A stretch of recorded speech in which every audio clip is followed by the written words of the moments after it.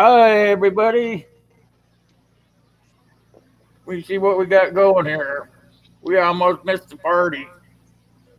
I still hear that echo. You guys still hear it? Nope. Yeah, I hear it a little bit. I wonder if it's Echo. not my phone. I guess throw one of my things out here in a minute. Yeah, it's just the echo chamber in your microphone there. Yeah. Hold on. I gotta get my door. Okay, I think it went away. It's all Tyler's fault. Now Tyler's fault. Okay, yeah. Oh, yeah, it was my other computer. Okay. Okay, we got a short list of people in here. Hopefully, you guys will all show up. We got Tyler. We got Camp Patton. That's about it. Is it snowing in Idaho yet, Tyler? I got about 4 inches here, and it's still kind of slippery out there. Yeah, we got 3 inches yesterday over here by Idaho Falls. How about on the East Coast, Anthony? It's been snowing out there at all? 67 today. Oh, man, you guys are still in the summertime there. It's going back and forth. That's why we all get sick. It's 40 degrees here when we've had 35 to 40 mile an hour wind gusts all day. Man, I want to live somewhere where it's warm again. I miss it. It'll freeze next week, so we'll be everybody will be all sickly again shortly.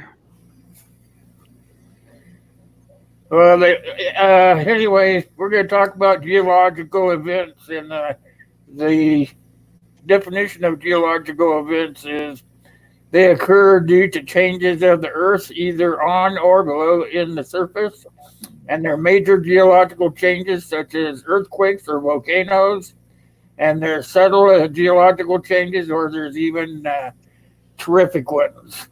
I know that Gil has some slides, so I'm just going to turn it over to him. Okay, hang on. Don't hit my button yet. All right. Okay, so actually, let's wait until we get to the. What do you want to start off with first? Earthquakes, volcanoes, I was or thinking what? about earthquakes or volcanoes, either one. Well, let's start with earthquakes, and when we get into the volcanoes, then I'll have that slide for you. All right. So, Anthony, what major fault lines do you have back there on the East Coast?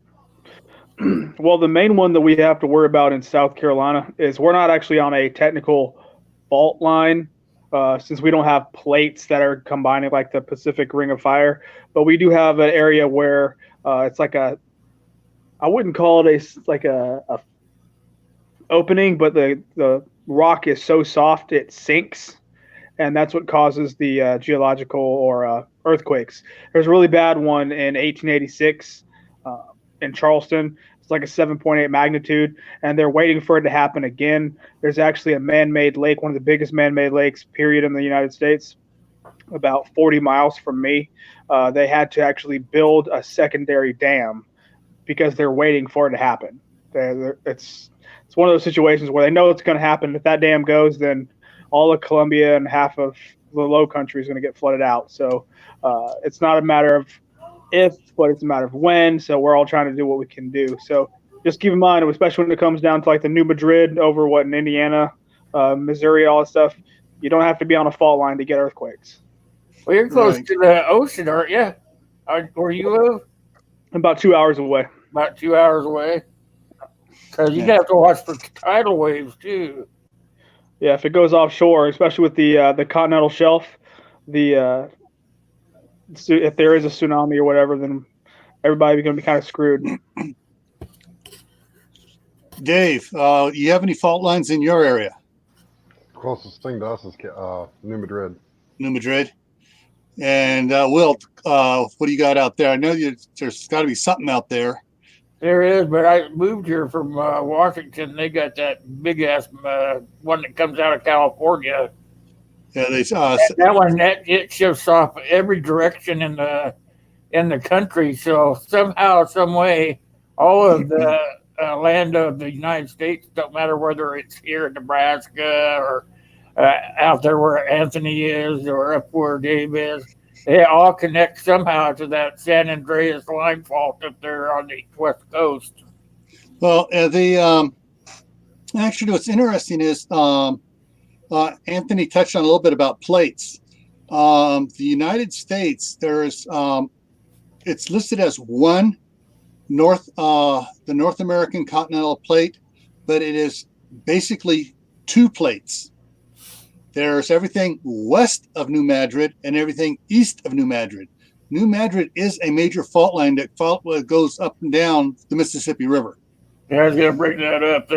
They shift something like this here. Yeah, and the shifting of that one is nothing compared to San Andreas. And I'll explain that here in a second. But I don't know if you guys remember several years back, trying to count here, 4 years ago, I think it was, New York City had a 5-point-something earthquake and scared the bejeebers out of everybody because they thought they were earthquake-proof. Found out after that earthquake, when they were doing the ultrasound type stuff going around checking, they found that that whole area of eastern New York State and out there on the island, there's a whole mess of fault lines. In fact, that's why New York City, Manhattan Island, is separated. There's a fault line there. Now they call them, like, I think I saw something on TV about there, like they call them spider lines. I think if that's right, spider something, spider fractures. And if one were to start vibrating, it could just carry over into the next one, into the next one, into the next one. Yeah, it can, or it can do just the opposite. You can have a big earthquake, and when it hits that little spider web, it acts like a buffer, and it absorbs all the seismic energy. That's what happens out here. It happens out, well, not here. I'm no longer in California, out in California, where I'm from, that's the way it is out there. Where I'm at here in Idaho, I'm just, hop, skip, and a jump from Yellowstone. And then there are several other major fault lines here in southeastern Idaho that are going around. Basically, they follow the old path of the Yellowstone caldera when the last time, it's erupted where it's at now once or twice. And then several million years ago, it was down by Twin Falls. And then it went on farther west as you go back in time. But probably your most active state is not California. It's Alaska. Alaska, yeah. But then California, then Hawaii. But California has a double whammy on it. So you have the California plate here. You have the Pacific plate here. The Pacific plate is kind of heading north. But as it heads north, it's also turning in. So at the upper part, as it tries to go under the continental plate, that's where you have the Cascadia Subduction Zone running from Crescent City on up into Canada and up into the little tail finger of Alaska that comes down. Yeah, fingers actually, it kind of merges into one. Well, actually, once you have from Crescent City is where the subduction zone begins. It goes up, and then there's a fault coming in, heading from west to east that hits it. So probably I think it's about 100 miles north of Crescent City and about 125 miles out into the ocean is where those fault lines. And then it winds up forming almost like a little triangle out there. Where the fault line goes around one side and the other one spider webs around it and leaves this other little tectonic plate thing out there that they don't know what it's going to do. Yeah, there's really no fault lines where I live, not even close north or south. But it's like you were saying, Missouri has that one that runs right up Missouri, and it's a huge one because it's got those plates in there, and they shift all the time, whether there's an eruption or not. They're always moving around. And then on the other side of us, on the west side of us, is where can't think of the name of it, but it's where the Grand Canyon and stuff is. So if everything were to start moving at the same time, if we had geological event and everything started moving, it would just my state would probably go like this. Yeah. Well, what is surprising? I'm going to go out of the country here for a second. Iceland. Iceland sits on the seam of the western and eastern plates. And so Iceland sits on the seam, and basically here's what it's going like this. And Iceland is spreading, is getting bigger as more material comes up with their volcanoes and stuff there. And so it's actually spreading apart at that point. That seam on the Atlantic fault line running down there is pushing Europe and the Americas farther apart. But it's really evident in Iceland. They measure it and they pick up, I don't know how many inches a year of new land. But So what is that volcano in Hawaii? Is it still spewing? yeah, always. It'll probably be spewing almost constantly for the next 100 years. It may not be a lot, but it's going to be pushing out something, they think. Because it's however much it spews out, it may take it a little time to do it, but it's always going to be gaining land mass by doing that. Yeah, so you have to think about.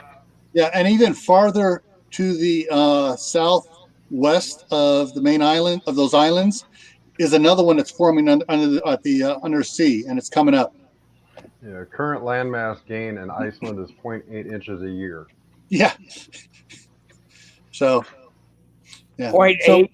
Point or 8, is it 0.8 or 8 point something? 0.8. 0.8. Okay. So, but here in the United States, we have basically 3 major fault lines that everybody worries about.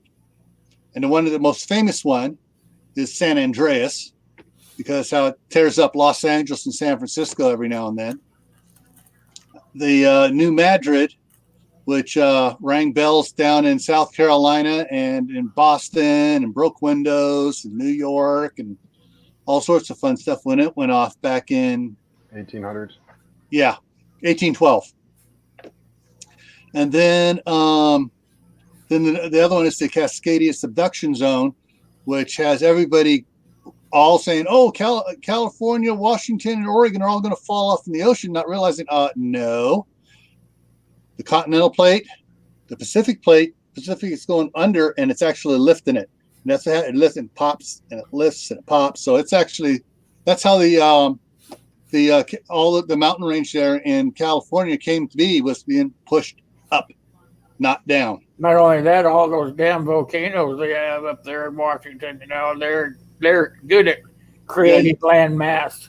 Yeah, you got most famous being Mount St. Helens. You got Mount Shasta, Mount Rainier, Mount Lassen, and a couple other ones. But those run from Northern California up through Washington and Oregon, and then you get to the ones in Canada, which I don't know what they are. So I'm sorry, I study what's in the U.S. That was my job, not studying what's in Canada. And then and then you go up into Alaska, and Journey North says he can see 4 volcanoes from his property. So, and he's actually put up screenshots of them on his. Well, we got Howie out there in the side chat. Maybe he knows how some fault lines up there in Canada. He already said the problem that he is most concerned with is liquefaction. Yeah, liquefaction. Yeah, and so with earthquakes, you have like Dave just said, liquefaction. You have the shaking motion, which causes buildings to fall down. You have the in the shaking motion, there's a steady shaking. Then there's the shockwave motion, which can hurt things, and then there's the rolling motion. Some earthquakes do a rolling motion, like you're on a raft in the ocean. California might become an island, Steve. Nah, Steve knows better. He knows it's going to be up higher. They're just going to get new beachfront property. And so earthquakes, those are some of the problems that earthquake cause. And then the earthquakes that are near the coastline, like San Andreas and the Cascadia Subduction Zone, they generate tsunamis. Which, if you're on shore, oh, that's not a problem. The water's going to be going the other way until it returns and comes back. So there's tsunamis travel two ways off of earthquakes. They go out and they come back. Same thing with volcanic eruptions and the pressure release. They go out and they come back. The other thing that earthquakes cause, landslides. And if it's a wintertime, it can cause the liquefaction from the rain on the hillsides and turn those landslides into mudslides. But liquefaction is a big problem in Oakland, San Francisco, San Jose, Long Beach, Santa Monica, San Luis Obispo, a little bit. Did we just see that in Costa Rica like last year, 2 years ago? Well, there was some. All right, the liquefaction is caused two ways: natural silt that is flowed down rivers out into the low-lying areas until it builds up enough where you got flat land and people build on it, which happened a lot down in Southern California. Then happened in Northern California. You got people pushing a bunch of dirt into the ocean and trying to expand real estate, which happened in Oakland and San Francisco. All the piers in San Francisco right now are built on landfill.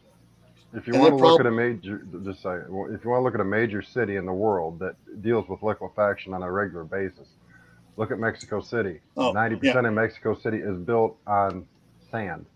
And every time they have a major shallow earthquake, they deal with severe issues of liquefaction.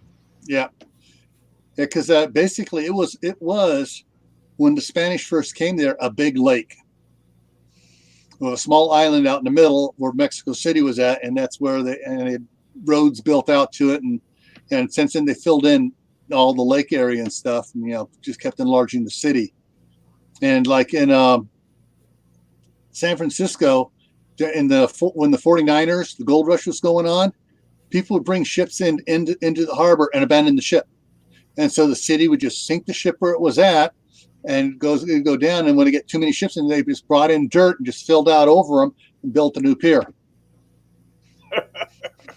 And then on Oakland's side, the street that was closest to the shoreline originally was International Boulevard or East 14th Street. And then they filled in a bunch and they got over to where they put in Interstate I-80, and they went over filled in a bunch more dirt over farther. And then they built the airport out there and the Army base, the Oakland Army base, and the east anchorage of the Bay Bridge is all on fill. An interesting thing, after the Loma Prieta earthquake, at that time I was working for a construction company running their hazmat stuff.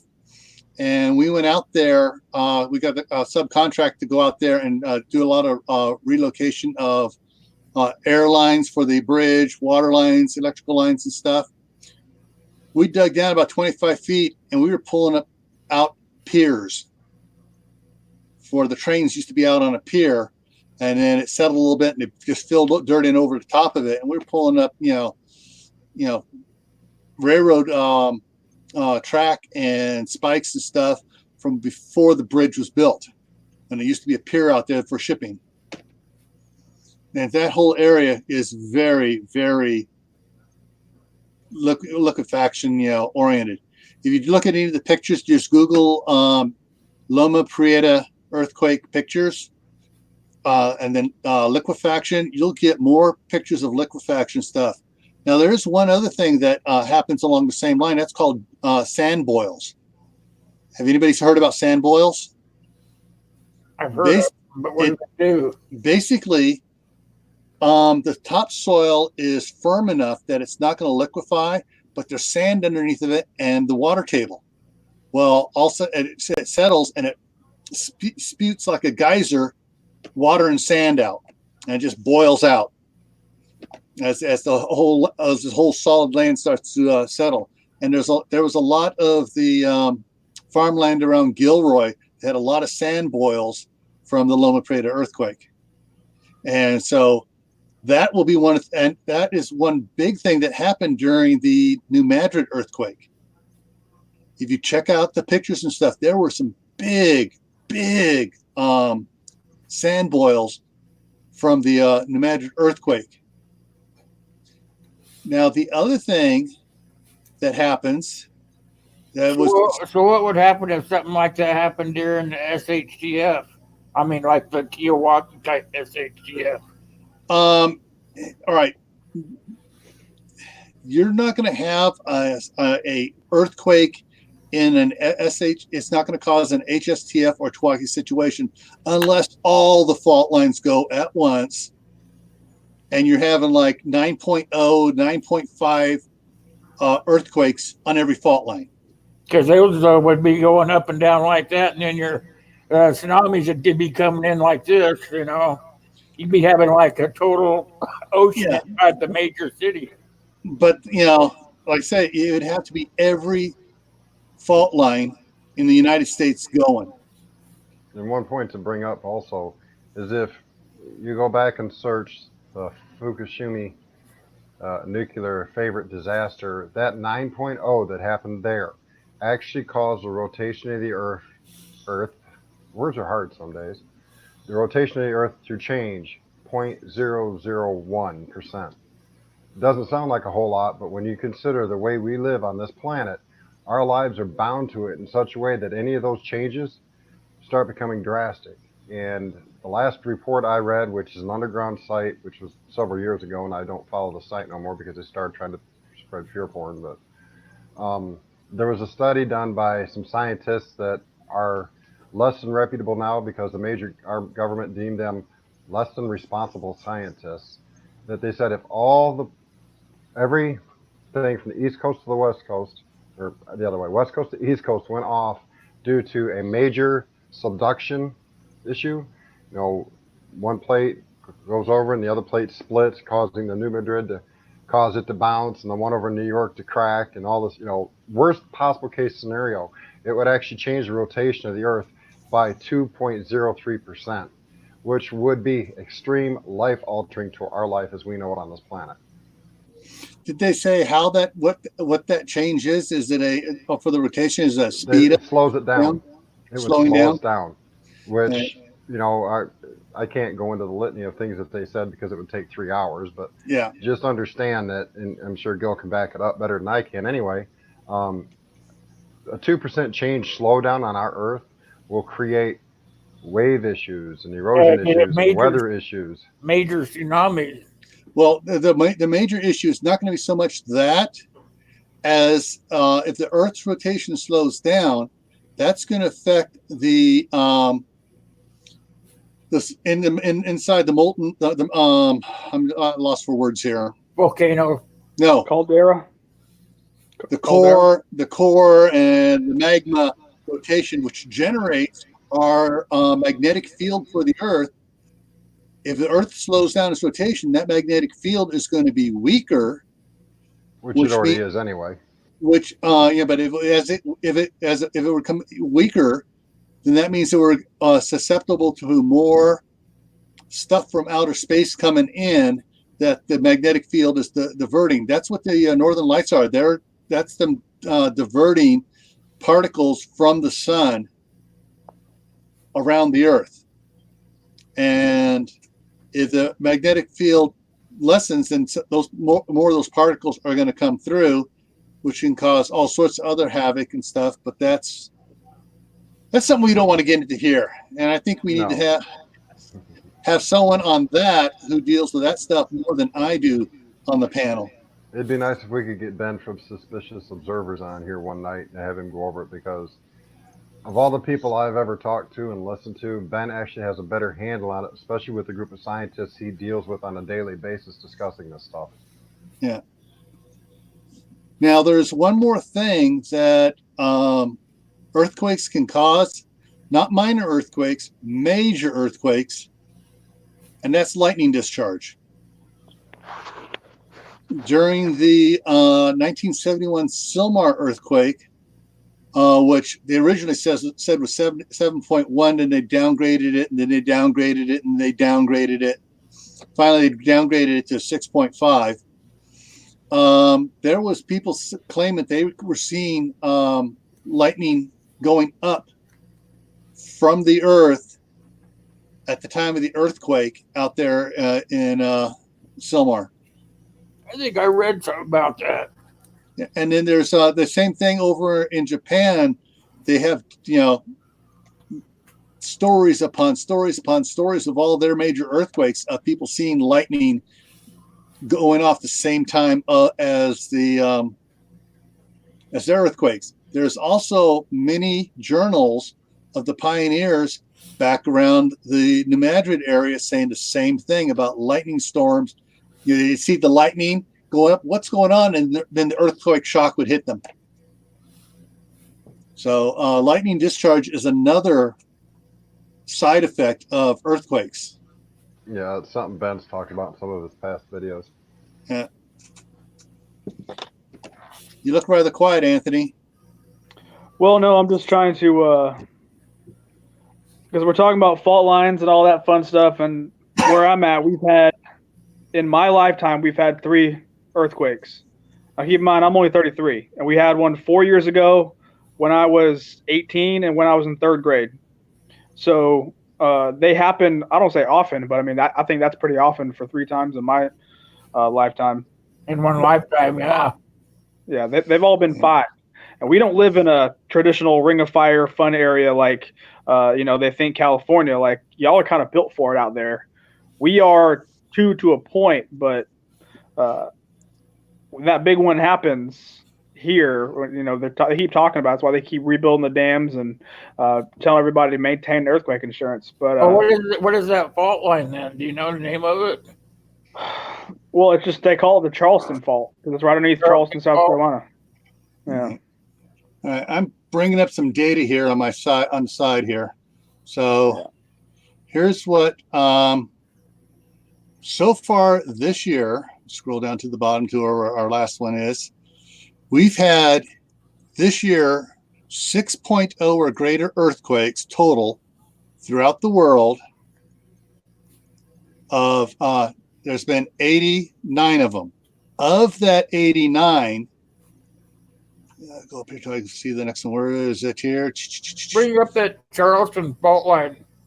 Yeah, in a second here. All right. Of that 89, 11 were 7.0 or greater.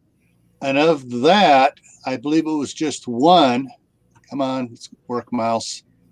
Just one. That was Northern Peru was an 8.0. That was this year. Last year, come on, move over here, document. There we go. It was, okay, so we had 116 earthquakes 6.0 or greater, and 19 of which were 7.0 or greater. And come on, mouse. Of that, I'm scrolling through the numbers here. Fiji had a 8.2. Gulf of Alaska had an 8.2. So we had 2 of them last year that were 8.0 or greater. Then the year before that, I'm just going to go back for 3 years and that's it. I mean, just 2017. 2017 had, scroll down, 103 total earthquakes 6.0 or greater, and only 8 7.0 or greater earthquakes. And of that, I can't pronounce it. Something or other, Mexico had an 8.1. And then the Bougainville region of Papua New Guinea had an 8.0. Now, Now, if I were to go back farther, so close that, get back here.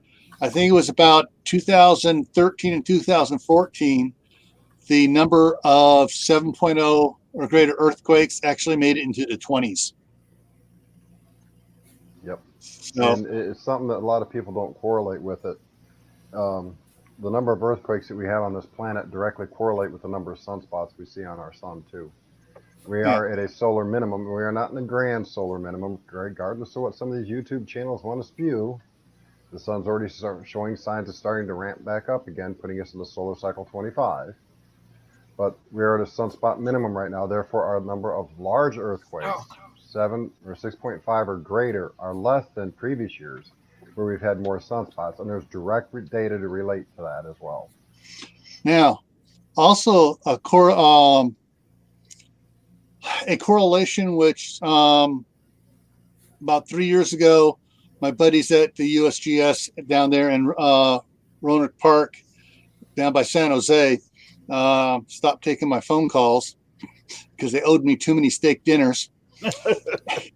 Down the Bougainville, Papua New Guinea region down there, there's an island down there called Vanuatu. And if you're a watcher of the TV show Survivor, that's where the first survivor was at. Well, Vanuatu, every time it has a 7.0 earthquake, and it hasn't quite a bit, at least once a year, sometimes more, there is a 3.3 or greater earthquake on the Calaveras fault line in California. Now, if you look at a map of the Pacific Ocean and stuff in the plate, and you find the dead center, and you draw a line from one through that dead center, you hit the other spot. And they kept saying, "Oh no, there's no correlation. There's no correlation." And I'd call them, "Hey, we're gonna have an earthquake here in the next 3 weeks." Well, no, you're not. Have an earthquake. I say, "Where's my steak dinner?" But yeah, finally they realized there is a slight correlation across the plate of shock waves traveling underneath the plate to the other side, where they get a it can take upwards to 3 weeks for that shock wave to get over there and build up and have an effect. Well, same with earthquakes. If they get close enough to a volcano, they will make a volcano erupt. Yep, they can cause that. And this is according to Gil. I can't get anybody else at USGS to give me the nod. Well, yeah, you're on the right track on this. Looking at certain data, I've extrapolate that if we have a 9.0 or greater on the Nomad Fault, we have a 10% chance of some sort of lava making it to the surface. It may just be a little, and that's it. But there's a 10% chance. That doesn't mean it's that it's going to happen, but there's a 10% possibility that it could happen. Well, you got that San Andreas running up through Washington into Canada and stuff, and that runs right by all those major earthquakes. Now talking about the mountains that create earthquakes. Right. Well, that's part of the Ring of Fire. Yep. That runs up all the way around the Pacific Rim. If that whole thing erupts and all the earthquakes, the volcanic takes off, and it's like you said, the Ring of Fire, it's going to just burn everything to the ground and push everything out into the ocean. Actually, just the opposite. It's going to push everything away from the ocean, because it's going to be building up on the ring and pushing back against the land. Well, the tsunamis will probably push it back in for sure. But there's. Thank you, Ryan, the gamer. Helena Banks' fault is the one in Charleston. I appreciate that. Okay, Lori, cool. There's a link Thanks, for Ryan. you as well. And also to bring up another quick point, like I said, that link is for Lori mainly. If you go to Suspicious Observers, Ben's website, you can download the Earthquake Predictions app, and it will teach you how to predict earthquakes to a degree. I mean, it's not 100% flawless, but it's over 80% accurate. So if you want to dabble in that and you want to learn more about earthquakes and the connection to the sun, that's where you would go to learn that. Yeah, there is a lot of stuff we're still learning. We are just beginning to scratch the surface of understanding, scientifically proven with all the crunching all the numbers and not doing guesswork on it. Can we get that fault brought up for over there where Anthony and on the eastern seaboard? What was that fault called again, Anthony? The Helena Banks. Helena Banks. Fault. So we can see about where that thing runs north and south. Okay, let me pop something up here. How was that spelled? I missed it. I think it was Helena Banks, Banks.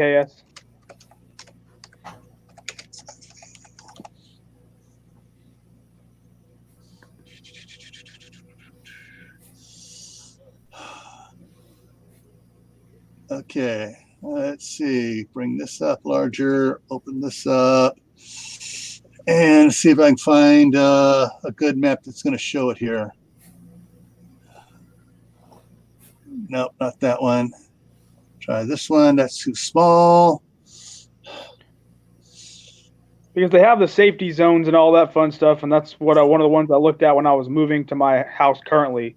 I wanted to make sure I was away from the number 2 zone, the flood zone. Okay, so let's see if I can bring this up here.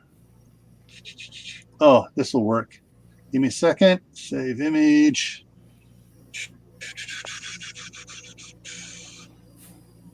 Working. Save. Open it up here. Put that over here. Enlarge. Okay, so Will, if you want to go ahead and throw up that, so here you got South Carolina. Yep. And all these little lines here are fault lines. And I guess what's that major line there then? That there looks like. Is that the major fault? Yeah, that's the major fault. So there's a major fault out in the ocean too, right? Well, these are little ones. These are a bunch of little ones here. This is the second biggest, and this is the biggest running up that way there. Oh, sorry, I'm on the wrong screen. Sorry. This one here is the second biggest, and this one here is the big one running up here. These are just little short ones out here that are fracture zones. Because this whole area in here, you can see the way the water, the rivers and stuff flow out. This is going to have a lot of liquefaction down here. And see these red dots here? These red dots are paleo liquefaction sites. So that would be where the water collects up. That's where it shakes and it causes the water table and the earth to mix together and turn into quicksand for a little bit while the shaking's going on. And once the shaking stops, then it separates again. Well, Charleston is already below sea level. When it rains hard, it's flooded downtown. And I believe Charleston actually sank during that 1886 earthquake as well. I don't remember the exact amount, but from my understanding, they rebuilt a lot of stuff. They had to put it higher. Yeah. So that's that stuff there. That's like I said, everyone thinks there's no earthquake faults on the east coast, but look at all these little fault lines. Nope. Yeah. So. Real good one. Yeah. All right, you can drop it out of there, Will. Yep, that's the one they were always telling us. They, in our elementary schools when we were kids, they teach you all about South Carolina history and stuff. So you got to have earthquake insurance then? You don't have to, but it'd be a good idea to, because depending on what part of South Carolina you're in, there's clay in the upstate, but there's a lot of sand. It's called the Sand Hills in the Piedmont in the middle, where the old beach used to be back when the earth was really warm. Yay, global warming. So when the beach was all the way up there, all that sand, that's why you see like seashells and all that stuff still there. Well, you got an earthquake, that stuff's going to slide. And it's going to move your foundation. So there's always having the foundation repair guys are always busy here. Always. Yeah. Yeah, so earthquakes are, even though some people say that's a West Coast thing, it's an East Coast thing too. There, areas they say, "Oh, we're on solid bedrock." Well, there's no such thing as solid bedrock. It's like concrete. Concrete does two things: it gets hard and it cracks. Yep.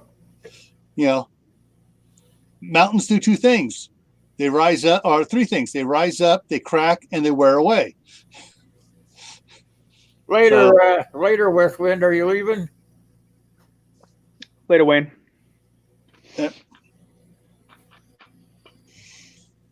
Yeah, that's one thing I wanted to add. Whenever we were talking about doing this geological thing, we didn't want to just stick with volcanoes because earthquakes can happen everywhere. Oh yeah, there is, for the United States, I would say for just taking a 5.0 earthquake to a volcano, you're looking at over 100 to 1, if not 1,000 to 1 occurrence rate. Because what was the last volcano we had in continental United States? Mount St. Helens is the last one that comes to mind. Yeah. And there's been hundreds, if not thousands, of 5.0 earthquakes in continental United States since then. I want to add, besides volcanoes and earthquakes, another big thing that would be geological event would be erosion. Yeah, the landslides in that goes with it too. Especially if an earthquake happens during a winter storm, it's going to be so much more devastating. Because both those go together anyway. If you have one or the other or both, you're gonna have major erosion with it. Yeah. Well, just think about also the Floridians. They live on a big giant aquifer, and they have they got sinkhole problems all the time. So yeah, they're not safe either. Yeah, and that's the other thing that through the southeast on up towards Virginia, there's a lot of limestone out there, and the limestone erodes, and you get sinkholes. And it just doesn't take much for a sinkhole to go. And if you get a big enough sinkhole and it collapses in, you're going to get shockwaves from it. It may not be a true earthquake, but you're going to get shockwaves from it. Now, that's going to be a pretty severe one, though. They kind of all work together, and people don't think about it. They think, well, I have earthquakes or I have volcanoes. But actually, if they have one or the other, they have erosion. It goes right with it, Yeah.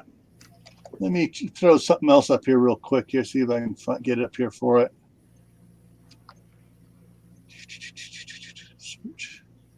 There's another thing I'm trying to get up here from my side, too. Okay. Trying to pick out which one works the best here. Well, don't forget, there's a lot of the granite you find is from South Carolina, and granite is formed by igneous rock, previous lava flow. So just because a volcano may not be here now doesn't mean it wasn't there at some point. So same principle. Well, there's a point to that as well.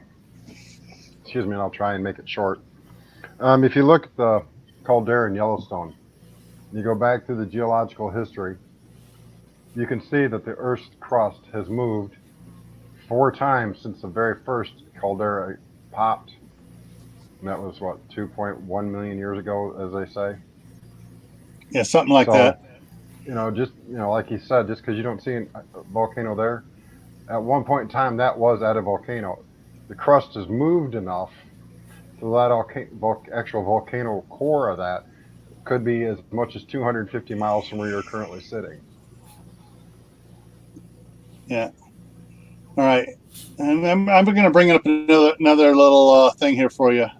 Let me know when you're ready. Here. Yeah, it's coming. It's slowly coming. That's what she said.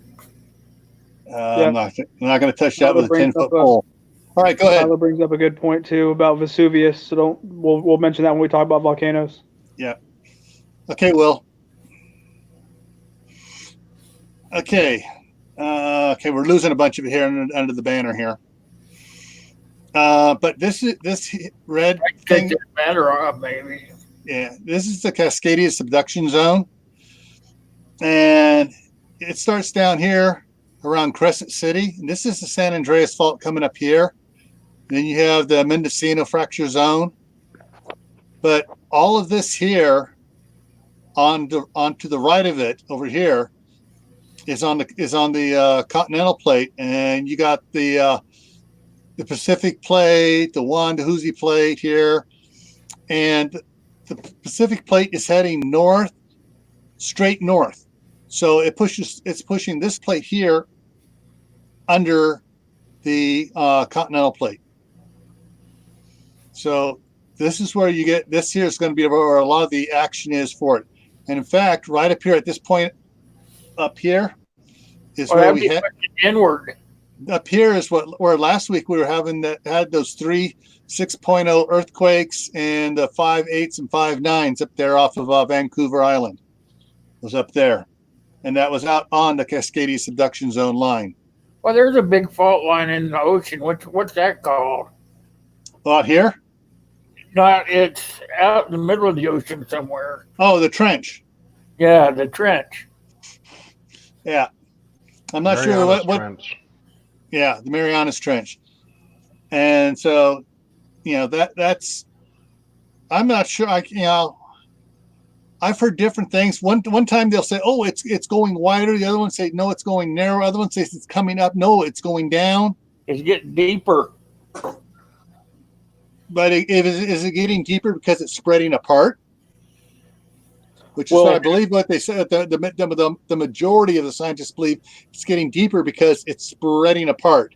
Well, if it's spreading apart, it's only spreading apart at the bottom. Yeah, it's spreading apart at the bottom because it's trying to push up, but then it pops open farther. So, that's the only way I can think of it. It's going to go deeper, because if it's coming together, it's not going to go deeper because everything's going to collapse in on it. Well, the main thing that what you brought up earlier with the Mid-Atlantic fault, where it's spreading apart, where it's pushing Europe and North America, I was actually asking a geologist at my state museum if the Atlantic Ocean was ever going to be bigger than the Pacific Ocean. And he said no, because the one that's happening over by the Marianas and all that stuff is actually like 2 times, 3 times harder than the Atlantic one. And so it's going to overcome it. Yeah, so basically you have the Pacific plate going under the continental plate and going back down. It's the big circle of a process. And I believe you have the exact same thing going on over in the Pacific. It's coming towards the eastern shoreline, and we're sometime going to wind up having a subduction zone over there on the East Coast. Well, I read somewhere that we're losing landmass and gaining water. So I don't know if that's from the earthquakes and volcanoes, or if it's just it's a cycle. It's just a cycle. All right, well, you can go ahead and get rid of that map.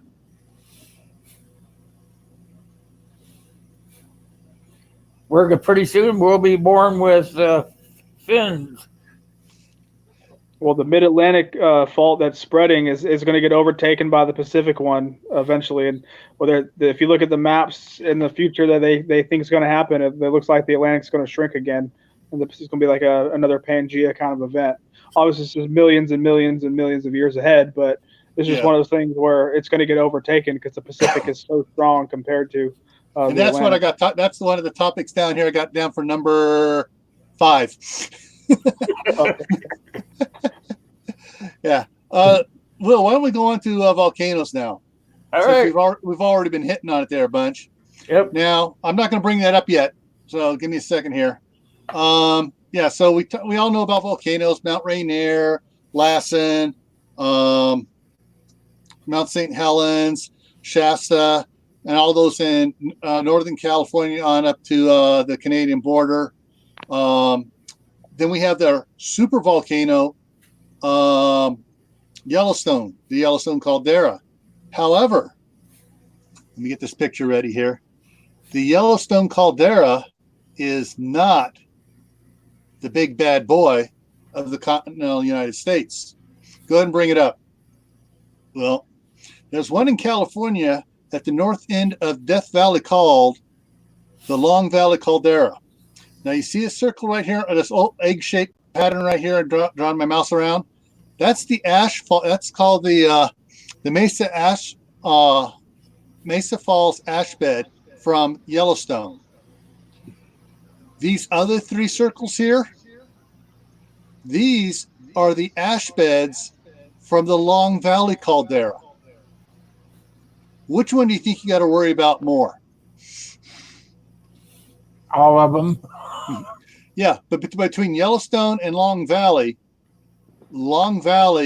is the one you got to worry about more, because the Long Valley volcano actually has erupted with lava flows, I think 300 years ago or something like that.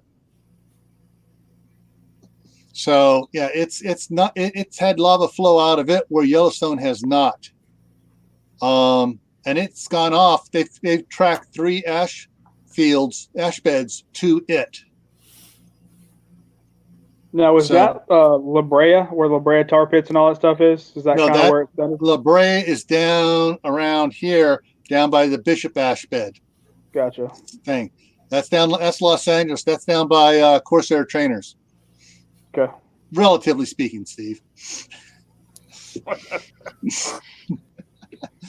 So yeah. So everyone talks about Yellowstone. Yeah, everyone talks about Yellowstone being a thing wiping out the United States. Well, yeah, it took out Colorado, Kansas, Nebraska, part of South Dakota, down a little bit into Oklahoma and Texas, and a little bit of New Mexico there. Now, those are where the beds were, where the ash was thick enough to create a bed. Now, it probably flowed out farther and caused more problems, but not thick enough where it remained long enough for it to create an identifiable bed. Water erosion and storms and that. They said if it ever erupts again, that there'll be a major there's going to be a major food shortage if either one of these go off again. There'll be a major ravine going through there. It'll be separate parts of the United States. There'll be a western United States and eastern United States. No, it won't break the country apart at all. It'll just cover the central part with an ash bed. Now, so these are those are the 2 super volcanoes we have. Up here's Mount St. Helens, and this little orange area here, that was the ash bed tracking from the Mount St. Helens in 1980. And so you got Shasta, Rainier, Lassen coming on up here. This is all part of the Pacific Ring of Fire.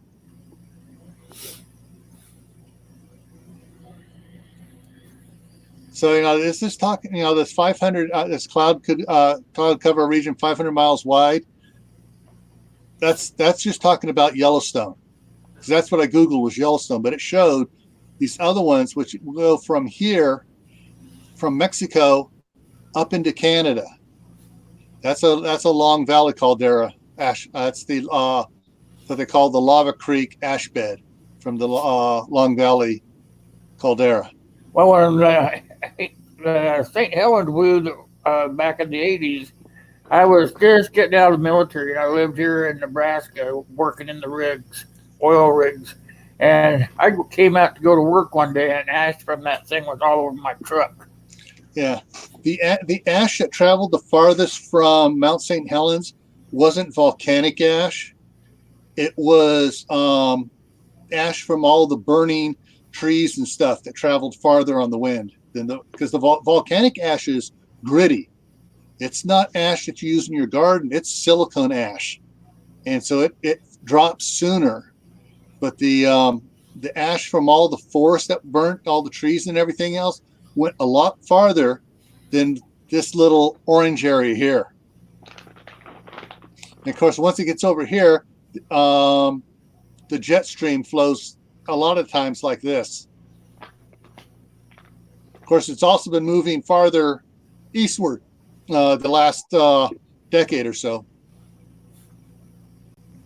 So yeah. Now, well, we don't want to forget about like in what was it, 1815 or 1816, the year without a summer, just because they had a eruption in Indonesia. So, if and we lose our crops, then it's going to affect the entire world. Yeah. Was that Krakatoa? I think that may have been Krakatoa, where Krakatoa supervolcano blew up and blew the island apart. Yes, Krakatoa. Yeah, they made a movie. The movie was called Krakatoa East of Java. Well, it's not east of Java; it's west of Java. But they said that it was like the shockwave went all the way around the world. That sucker, it was felt in a lot of places. But yeah, so that's those are our two super volcanoes that I know of in the continental United States. Now, as far as I can tell, I don't know of any volcanoes on the East Coast. I don't either. Yeah, and the only time I can ever see getting any volcanoes on the East Coast is when you have enough strong interaction between the North American plate and the Atlantic plate, and we start getting a subduction zone. Because the subduction zones, like it does here on the West Coast, it buckles the land, and it lifts it up over here and cracks it. And go ahead and get rid of that map. Well, so when the there you go, Dad.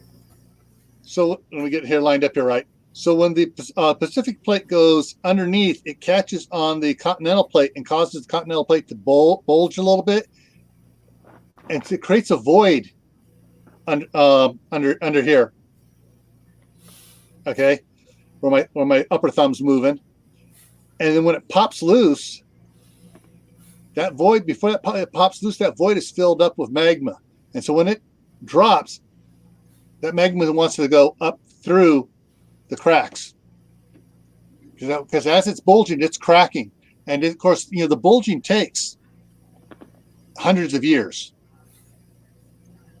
So that's one of the things that my buddies down at USGS says. Well, they're worried about the Cascade Subduction Zone is that if it doesn't keep popping little earthquakes all the time, it keeps building up and keeps doming up higher and higher and higher and higher, and you don't get enough release to keep it down, that when it does go, they're afraid that all the volcanoes there from California up to Canada are all going to erupt at the same time. That would probably be worse than a supervolcano, because it's not one eruption point, it's over several hundred miles. Several, yeah. So I'm going to go ahead and kill that and get this back here. So I mean, so we have those are all volcanoes on the West Coast, and unfortunately, the wind pattern is from west to east. So people out in Kansas or Ohio or Iowa say, "Oh, we don't have to worry about volcanic ash." Yeah, you do. If it's a big enough volcano, you got to worry about it. Coming our way. Yeah. I mean, it's like, how many remember the ones? Save the ash for your gardens. It's not good for your gardens. It's not that type of ash. Just a silicon sand. It's just not like immediately. pumice rock crushed right up into a fine Well, powder. it's probably still be good for your gardens eventually. No, because it's got glass particles in it. Yeah, so like Dave says, silicon glass. It'd be like putting fiberglass on your face and trying to grow a chia pet on your face. It ain't gonna work. Yeah. What was I saying there? Okay, so on your ash coming from the West Coast towards the east is going to impact the Rocky Mountains first and the hardest. Anything that goes over that, then it's going to spread off into the other areas. But then you are going to get the light ash from all the burning forestry up there in Oregon, Washington, Northern California. That ash is going to travel farther. Now, both types of ash will cause problems for vehicles. They'll plug your air filters and starve your vehicles. And if you have a big enough engine there and it's just going to keep on sucking, it may just rip that filter open and suck all that ash into the engine. They had several cars had that happen to after Mount St. Helens. Mount St. Helens. Thank you. I had a brain fart there. Happens to me all the time. Yeah. And has anybody seen having it again here? Volcano with Tommy Lee Jones? No. There's that would be here. I'm pulling up her name. That's where is it here? I can't think of it. Old School Prepper. Oh yeah. Yeah, she was up there in Washington, and she said they used to put layers of toilet paper over the front of their air intake to try to stop the bigger pieces of rock and stuff from getting in. And I don't know how often they had to change off their little layer of pre-filtered toilet paper off. But yeah, there's that could be ash could be a big problem for the East Coast as far as vehicles and transportation, especially if they're not used to it. Exactly. Now, another side effect of these volcanoes, which are going to affect mostly the West Coast, landslides, tsunamis, lahars, which are the most deadly, ugliest thing around. They also trigger heavy rainstorms and intense lightning storms. Not lightning discharges from the earth up like volcanoes, like earthquakes do, but all that silicon ash and everything up in the atmosphere, static electricity causes massive lightning storms. And so, so you can have that problem, which is going to affect the weather. But lahars, if anybody doesn't know what a lahar is, basically you take water, lava, mud, dust, blend it all together and send it down the hill at 160 miles an hour. It's a boiling debris field doing 160 miles an hour down at you if you're downhill from it. Think of it this way: it's liquid cement coming down at 160 mile an hour on the average of about 3,000 degrees. Yeah. So yeah, it's there's unless you got a straight highway and you got a super duper engine and you can really crank it up, you ain't outrunning it. Fortunately, lahars don't have long range. But if you're at the foot within 20 miles of the foothill of the mountain, it can get you. And I'm not saying up from the peak. I'm talking at the base of the mountain because it's going to come all the way down and hit the flats.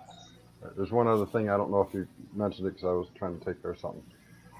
With a major volcanic eruption, if it gets into the upper stratosphere and higher, it can, not always, but it can induce what is called a nuclear winter.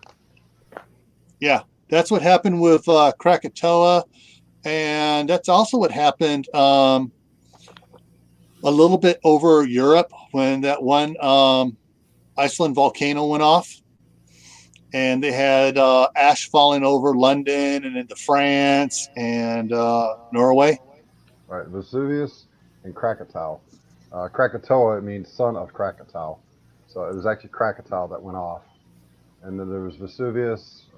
They say when Pompeii went off, the mountain there, Pompeii, it caused it. And there's been two other ones I can't think of off the top of my head that caused a year without summer and a year without sunlight. And that's a major disruption in the entire, if it happens on the northern hemisphere, it usually only affects the northern hemisphere. If it happens in southern, but if it happens along the equator, it will spread out to both hemispheres, and it can actually cause worldwide growth problems. Yeah. So because like Vesuvius, that was in the Roman Empire, Krakatoa was in 1816, I think it was. Yeah, so there's a bunch of historical evidence of Thanks. Let's talk about world. Tambora. Huh? Tambora as well? Yes, Tambora was the one I was trying to think of. Okay. And so, yeah, there's lots and lots of documented historical evidence of massive volcanoes causing weather change. So, yeah, it's, volcanoes around the world will affect us here in the United States if they are severe enough. And well, so, yeah, how many thousands of people died after Tambora in 1815? Think about it.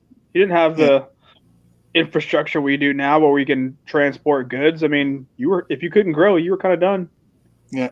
And the problem is too, the population of the world is so much more dense now. And if we were to have one, go off, all right, the Long Valley caldera, and you think down farther south, you have the La Brea tar pits. Why are the La Brea tar pits so hot for so long and still doing stuff? Because the magma is right up close to the surface under LA. LA could have a volcano.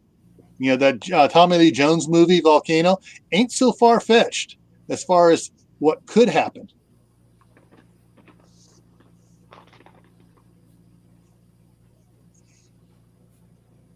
Okay, Ryan put that up there. Mount Tambora erupted April 10th, 1815. Yep. That was a big one. Yeah. So, yeah, there's volcanoes can cause, a real hurt, and do cause a real hurt worldwide. Don't take them long to tear stuff up. Yeah. Well, look at Vesuvius. What is, people know Vesuvius went up and wiped everybody around it out. What's going on around Vesuvius right now? Well, I mean, they had an eruption in what, 1944? Well, I'm talking about smoking now. Take a look at the population and what's going on at the foothills. It's packed. Well, it's it completely wiped out Herculaneum and Pompeii. Yeah. Yet it took them 100 years to go back to it, just build more. Yeah, and they're because after that long of a time, after a couple hundred years, the soil does eventually turn really rich, and so all the farmers are in there. Cities are popping up, towns are popping up. Down by New Zealand, on the northern end, there's the one volcano. It's in an island. There's in a lake out there, and they were sending. It was a big tourist attraction for them. All sorts of weird ads for it. People go, and they had tours. People going out on the volcano, going out around it, and it's smoking a little bit and stuff. And are you brave enough to do this or whatever? And a couple of weeks ago, it went off, and they had 40 some odd people die. Tourists. And people do stupid things when it comes to volcanoes. They build right up next to them. They do all sorts of stuff, and it's just the way things are. It's Costa Rica again. Yeah. And so, you're gonna, if something happens here in the United States, we could have a big problem here. Something that happens big elsewhere, we're going to have a small problem here, but we're going to have a problem here in the United States. So, Gil, look over in our private chat here on StreamYard, and you'll see a link that I put there. You'll have to copy and paste it. That way you can bring it up. My system's not quite doing so well tonight, or I would. Right. But it goes to prove the point what you were discussing earlier about how the plates are shifting, creating voids, and partway down the page, you'll see what I'm referring to. Okay. Bring this up.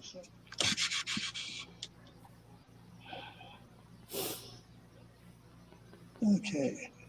All right, Will, you want to go ahead and share that other No, tab there? no. Do it, man. Do it. Okay, so this is what he was talking about. And Mount Vesuvius introduction talks about Europe, shows the there's down here, there's Vesuvius. Yeah, right next There's to that Rome. one I was talking about. The picture to the right of that where you're at. Over here. Shows the subduction zone and everything right next to it. Yeah. So you got Europe moving this way. You got, I can't read it. Let me get it. The Eurasian plate moving to the right. That plate, Europe moving to the left. Italy here in the middle. Mount Vesuvius. And this plate here is splitting, going down. There's the Adriatic Sea. And I guess this is your, these little dots here is your lava flow coming up here. So it's going to be kind of hard unless you have a big computer screen. So you guys may want to go to it, and I will throw it up in the chat here in a second. But that's the really good information on it, and it talks about the tectonic plates settling. And there's the results of volcanic ash flows. And some of it, they said that this was done by a lahar. I know that up in Washington, where the trees fell and everything, and the ash fell on top of them, and it got wet and everything. It just hardened like concrete. And where the trees were, the trees rotted out and left like little lava tunnels. And they have it just like that for the public to go crawling through them so that they can see what the devastation really was, you know. Yeah. It's pretty cool. They pop up all over the place. You just go crawling around in there. Yeah. A couple of the Boy Scouts, they got lost up there. Yeah. Okay, so we're cutting. We're supposed to be done at what time? 9 o'clock or 9 o'clock our time? Will. Yep. Okay, let's move on to the next thing, which is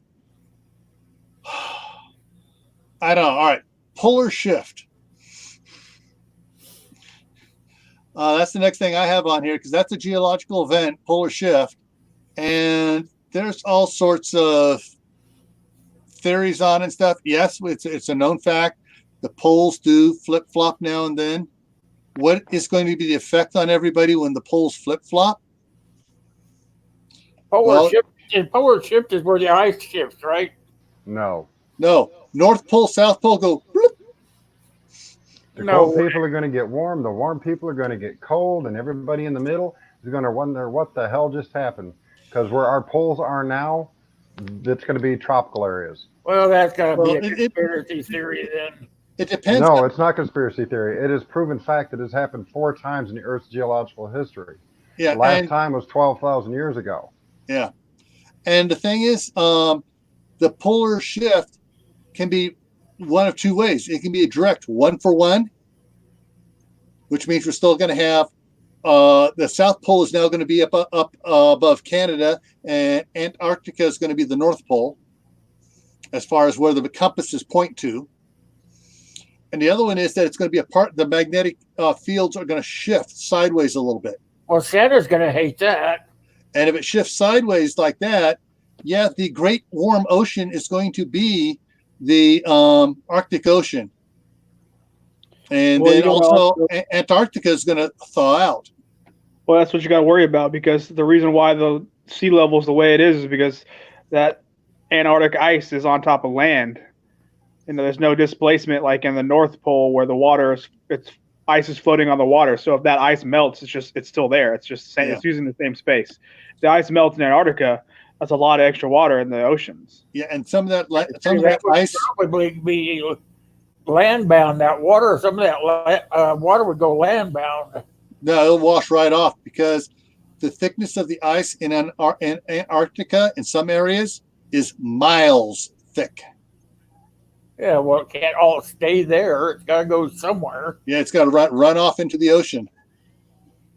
But then again, if it shifts, say 90 degrees, the poles, then some other part of the country now of the continents, somewhere is going. Depending on which way it shifts, is going to be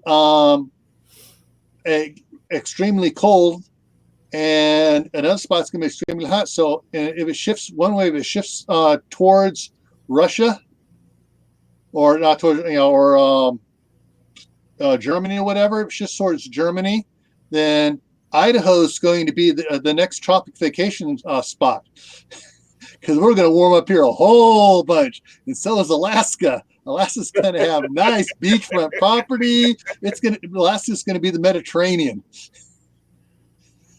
and the Mediterranean's going to get real chilly.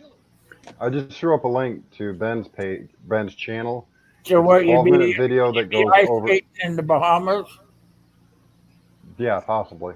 There's, like I said, the link I just put up is to Ben's channel, Suspicious Observers, and it's a 12-minute video. It's worth watching. It'll explain to people who don't understand what we're trying to explain more of what I just said, that it is proven fact that it has happened. He also tells in there where the poles are at right now, how fast they're moving, and the poles have accelerated in the last 2 decades compared to where they've been for the last 400 years. Well, it can't happen in the time we're alive, right? No, they used to think that pole shifts would take thousands of years. But with the increased movement that we've had in the last 2 decades, they say it can happen in a person's lifetime. And if it happens, and if the two poles meet, because opposites attract, if the two poles meet over in I think it's the Indian Ocean, I think he said, at that point in time, if they don't continue to flip, the wobble of the Earth is going to change. Our rotational axis is going to change, which is what causes the poles but the ice caps to reform in different areas. Yeah. And it will be a major change of life. Not saying it's catastrophic, but it will be a major change of life. Yeah, the other problem with it as well is that, let's go first a historical thing on it. They have found rocks formations where they could tell that the rock, the way the magnetic granular lines of the rock is one way as it's forming, and all of a sudden it changes. And they found that at the same geological age in multiple locations around the world. And that's how they know when the poles did a flip. Right. And that's like I said earlier, the last pole shift that we've been able to document on this planet was 12,000 years ago, which also correlates with a lot of other people's history. I'm not referring to just the Bible, but if you go back to other cultures' history, they talk about a catastrophic event that changed the way a lot of this earth is. The area of Egypt where the pyramids now sit used to be lush and green with vegetation. Then it was overflowed with water, hence all the lions in the Sphinx. And now it is a barren desert. So there's 3 different geological changes that happened in that area over the course of the last 12,000 years. Well, so it's not conspiracy theories, it's actual fact. Yeah. That's because Noah took his boat across there. Well, it's not we're not talking about just that. There's been other events happening supposedly after that.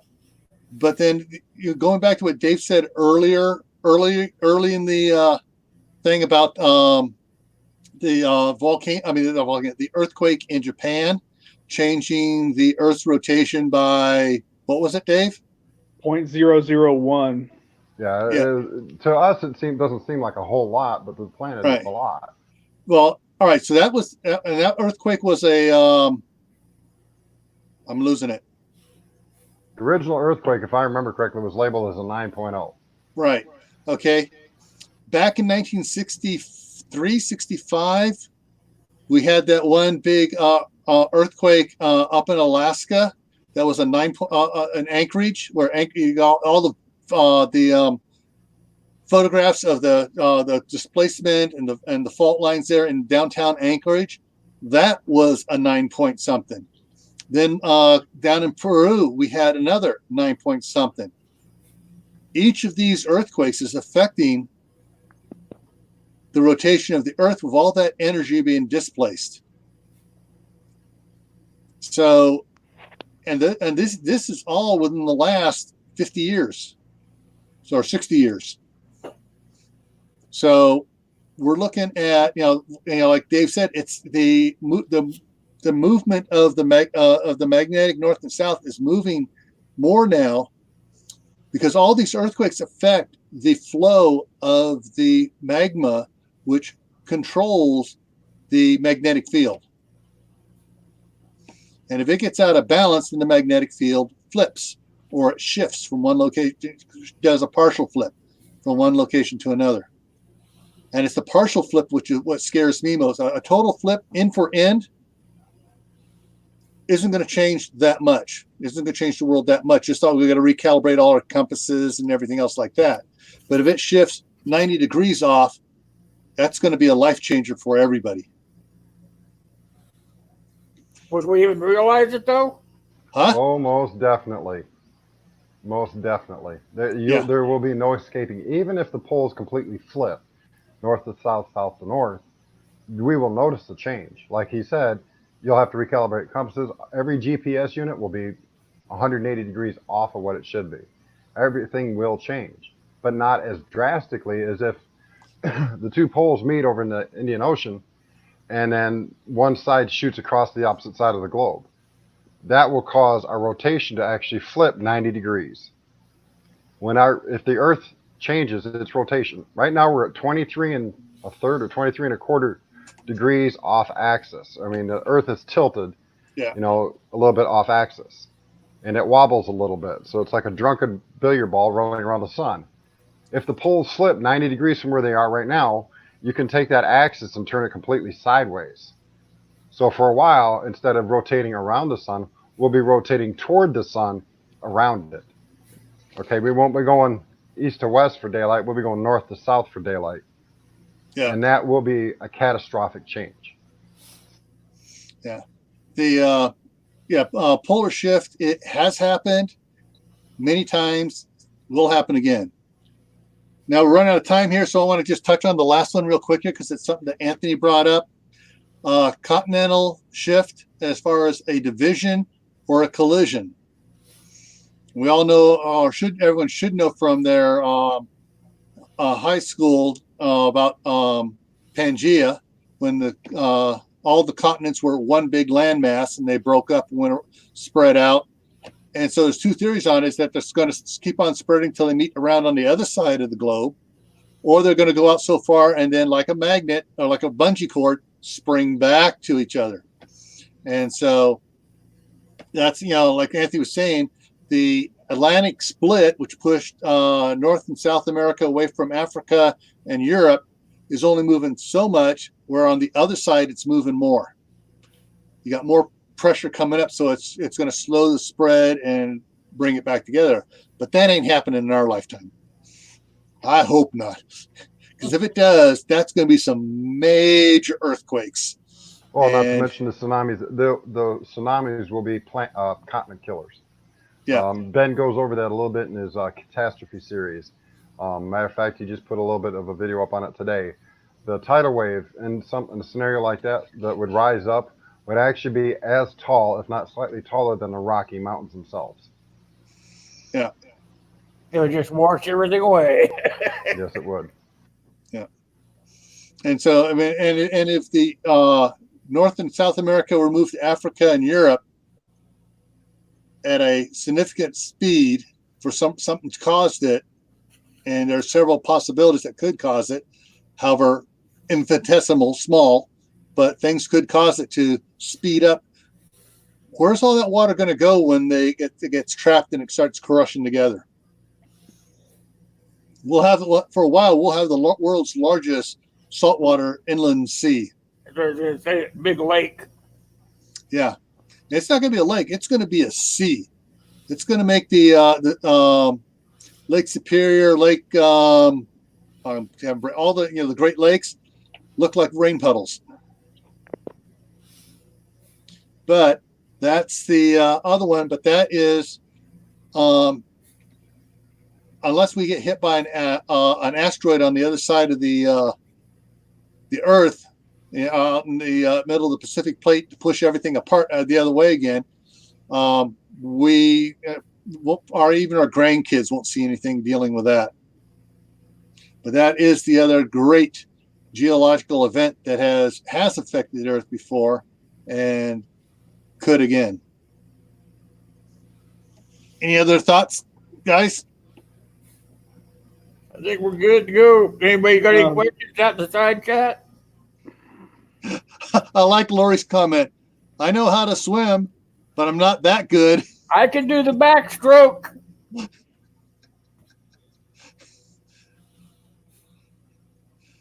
All right. Blue Healer checked out. Uncle Al's checking out. Happy New Year's, everyone. Yeah. Don't forget my live stream Wednesday night, same time, my bat channel. All right, I'll be there. And this week's topic is New Year's resolutions and why you should avoid them. No, I'm kidding. They are meant to be broken. It'll sure make getting my bench in the gym a lot easier. I'll tell you that. Yeah. Yes, Lori, on New Year's Eve or New Year's Day. Yeah. I figure everybody'd be done drinking by then, so most of us should be somewhat clear-headed. Yeah. Yeah, I'll see you guys on New Year's Day as well. Yeah. 8 o'clock.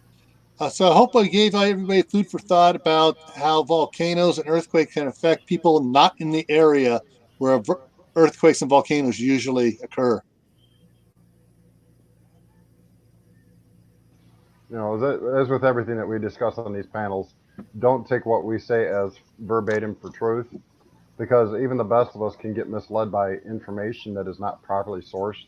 That's just So food just for do thought. your own diligence. Do your own due diligence. Go out and do some research.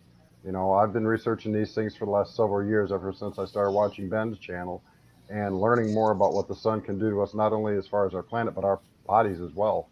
You know, there are certain cycles in the sun that can cause changes in our heart and our brain activity. So just go out and do some due diligence, do some research, and find out for yourself. And don't check just one source. Check multiple sources. Yeah. And don't take everything our government says as the truth, because 90% of what they tell you is a redacted version of truth. Yeah. You know, they'll tell you everything's okay except in 5 years when the comet hits the Earth. They don't put that last part in there. But yeah, and there's a lot of good stuff at a lot of different universities and stuff, and Stockholm, Sweden's university has some good scientific stuff there. There's another one over there in Europe, up in the Netherlands, that has some good information too on a lot of the stuff we've been talking about. And of course, Japan. Who's what culture has been living with earthquakes longer than Japan? Yeah, no kidding. Yeah. So, the land of earthquakes. One last little fire here on Japan earthquakes. Up in Washington, I can't remember off the top of my head right now which great river it is. There's one of the big rivers flows down into the Pacific Ocean there.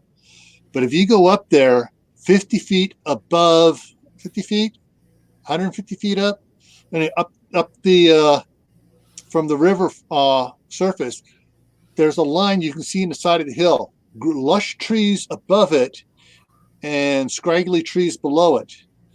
The Indians talk about a great wave that came up that river, and it was Stillaguamish, and it coincides with an earthquake in Japan.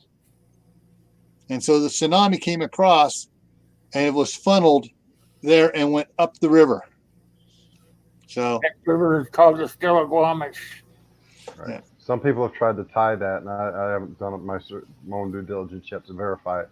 And some people are trying to tie some of the flooding that they've had over in Japan to the last Cascadia fault going off.